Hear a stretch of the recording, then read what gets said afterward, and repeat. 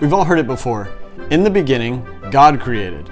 But in the beginning, He also passed that job along to us. Here's what I mean. In the beginning, God created.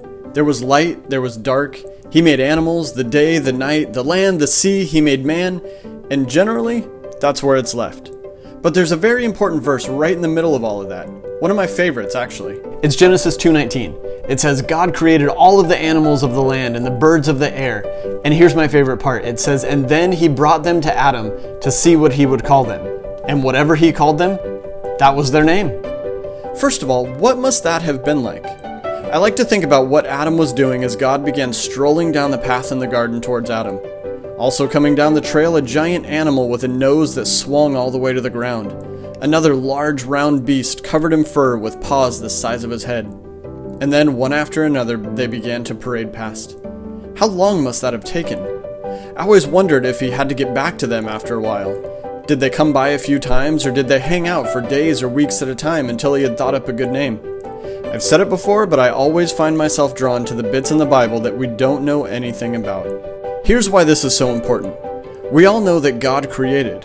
We all know that God formed beauty from nothing, light from dark, and all of that. But for most of us, we assume that's all that God had planned, that He creates and we watch and appreciate. But the most amazing part of this story is that God handed off the job of creating to Adam.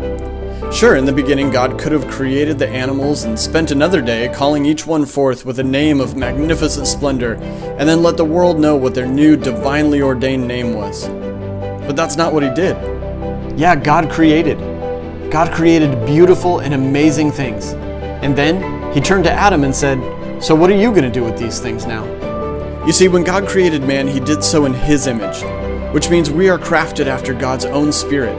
We're crafted after an infinitely creative God. We are created in the image of pure imagination. We are created in the image of our Creator, which means we were created to create. One of the very first things that God called Adam to do was to use his imagination, to create something, to come up with something, and whatever he came up with, that's what it was. The verse is pretty clear in pretty much all the translations. It ends with, and whatever Adam came up with, that was their name. There was no approval process. God didn't say, here's a bunch of animals, take a shot at naming them, and if your ideas are lame, I'll take over. No, God said, look at this amazing stuff that I created. Now I want you to do something with it. Now it's your turn to be a part of the creative process. You make something amazing with these pieces. The most beautiful part of all of it is that it's no different now than it was in those first days in the garden. God created and then passed the baton to Adam and said, now it's your turn. In that same way, God created us. He created in us beautiful dreams, passions, gifts, and talents. But He won't do anything with those for us. All of that is up to us. God created in us, and He wants to create through us. God leans in and says to us, look at who I created you to be. Look around. These are all of the amazing things that I have created. And now, I want to see what you're going to do with them. It's your turn to create amazing things. It's your turn to take what God created and build on it in a way that only you can.